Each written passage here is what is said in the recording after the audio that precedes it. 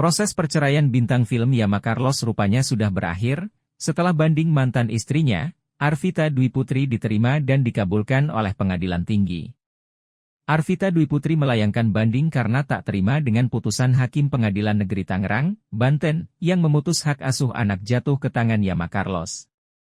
Kata Yama Carlos ketika ditemui di 21 Epicentrum Mall Kuningan, Jakarta Selatan, Selasa, 16 Januari 2024, malam. Update dikit dong soal kasus anak seperti apa?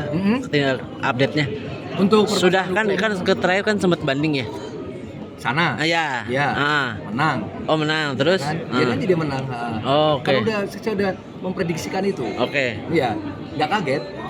Udah nggak kaget lagi kan saya tahu di belakangnya siapa. Nggak kaget, sumpah demi Tuhan nggak kaget. Saya tahu di belakangnya siapa. Tapi kan maksudnya dia menang sama aja Mas Yama udah nggak ada kesempatan untuk ketemu anak lagi gitu. Apa? Terus nggak ada kesempatan untuk ketemu anak Yang gitu. ada di otaknya kan. Iya.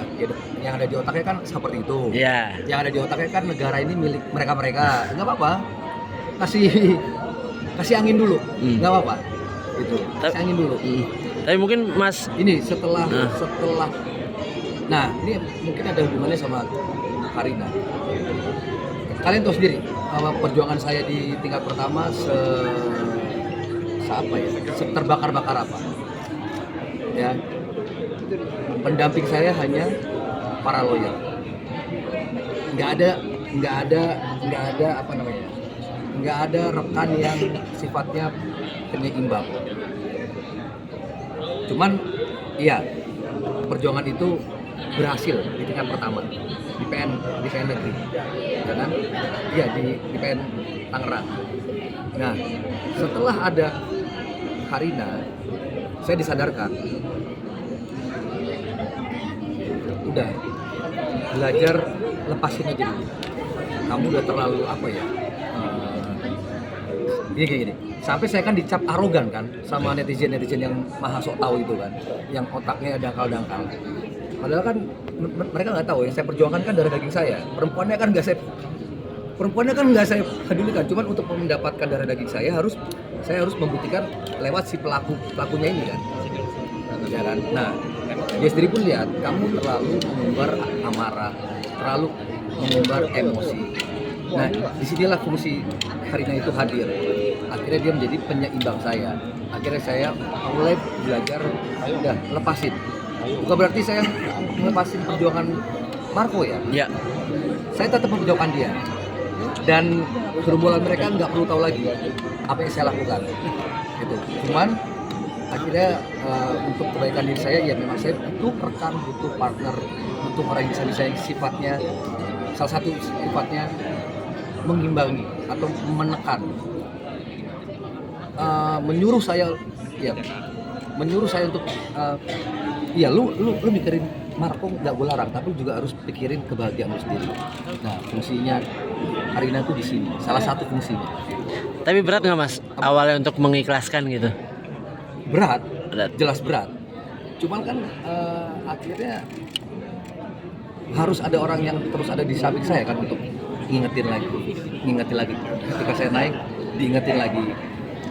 Nah, ketika saya lepasin, contoh Bu Nur berbalik arah ke saya kan, Bu Nur kan jadi saksinya Arvita Dwi Putri di PN Tangerang. Ya. Kalau hakim-hakim sana masih ingat. Akhirnya apa? Saya lepasin nih, nggak mikirin Bu Nur lagi. Bu Nur akhirnya berbalik ke saya kan, menceritakan semua kejadiannya dari minus, malah bukan dari nol lagi, dari minus. Iya Pak, sebenarnya begini. Waktu Marco dijemput, benar si laki-laki itu datang. Kalau kalian masih ingat, bukti petunjuk pertama saya untuk rokok, ya benar, itu rokoknya ASP itu, yang ketinggalan di rumah lama. Bu Nur yang ngakuin. Kesaksian Bu Nur sudah dipertanggungjawabkan di Polres Tangerang Selatan. Sekarang saya tinggal menunggu nih hasil dari Polres Tangerang Selatan nih, udah setengah tahun nih, ya belum ada hasil yang bagaimana gitu. Terus dalam soal itu, ini saya juga ingin menyampaikan kok bisa hasil di PN Tangerang diruntuhkan semua di Pengadilan Tinggi, kayak nggak disisain tuh. Pembuktian saya, saksi saya, ya untuk peruntukan hak asuhnya si Arvita Dwi Putri dengan adanya dugaan perzinahan itu diruntuhkan semua. Saksi dan bukti saya kan valid semua itu, A1, berkesesuaian dan diakui lagi. Masa saya harus bongkar jalannya persidangan yang tertutup? Nggak mungkin dong, makanya hadir kalau sidang, ya kan? Nah, itu diruntuhkan semua dengan hanya argumentasi. Ini pertanyaan aja biar nggak tersinggung, ya kan? Makanya ketika saya tahu ada pergantian pemain, saya nggak kaget. Oh, hasilnya gue udah tahu nih bakalan seperti apa. Karena saya paham siapa di belakangnya si perempuan. Berarti nggak ada langkah hukum yang akan diambil dari Mas Yama atas putusan Nanti PT? Bang Ici aja menjelaskan. Oke. Oh iya, ada masalah itu. Oke, siap. Gondang banding apa nggak peduli, karena Ya. saya udah tahu belakangnya siapa. Mbak Karina waktu itu sampai akhirnya meminta Mas Yama untuk mengikhlaskan untuk perebutan hak asuh anak ini, apa sih alasannya waktu itu untuk meminta? Apa? Agar karena kalau kita mengikhlaskan pasti kan yang terbaik balik lagi. Nah, Oh. Itu. Tapi memang sebelumnya melihat Mas Marco ketika berjuang untuk merebut hak asuh anak, pandangan Mbak Karina seperti apa sih? Nah karena itu salah satunya saya mau sama Mas Yama. iya. Iya. Karena memperjuangkan hak asuh anak itu. Oh. Karena dia akhirnya ngikutin lihat apa perjuangan saya di depan media, ngikutin medsos saya seperti apa, begitu mendukung-dukungnya saya. Memang ada bapak yang ini, cuman kayaknya di dunia ini hanya sedikit kaum bapak yang mau memperjuangkan anaknya. Ada, tapi nggak banyak. Kebanyakan kan yang kita lihat ya udahlah biar diasuh maknya gitu. Bahkan tadi maksudnya masih kurang jelas nih. Mungkin ada alasan mendasar kayak ngelihat Mas Yama capek gitu, ngelihat apa? Bahkan ngelihat Mas Yama kayak capek banget dari kemarin berjuang tapi nggak dapet sampai akhirnya meminta untuk mengikhlaskan aja untuk mengenai hak asuh anak. Capek sebenarnya sih. Iya. Semangatnya itu ya. Nah, tapi Kan lebih baik mengikhlaskan. Majuin. Iya. Aja sih. oh. Nah, jadi kalau boleh saya tambahkan, nah itu tadi pengalaman hidup kami yang hampir sama, akhirnya Karina bisa mengutarakan itu ke saya, gitu. Karena dia mungkin pernah mengalami sebelumnya, akhirnya pelajaran berharga itu yang mau ditularkan ke saya.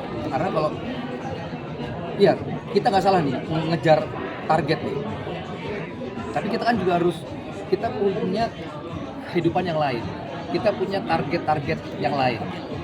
Jangan sampai kita cuma mengejar satu target, akhirnya hidup kita hancur nih. Kita melupakan, masih contoh, masih ada ibu, masih ada Karina, masih ada keponakan saya, masih ada kakak saya. Ini Marco-nya saya tempatkan di tempat yang mulia ya. Cuma kan saya ada cabang yang lain nih, ya kan? Kami punya rencana, bukan impian lagi ya. Kami punya rencana ingin membangun tempat yang ideal buat kami berdua nantinya. Itu kan harus dipikirin juga. Jangan sampai mengejar satu target, tapi akhirnya saya sendiri yang hancur. Begitu saya hancur, ya bakal tinggalin. Siap. Jangan lupa subscribe ya.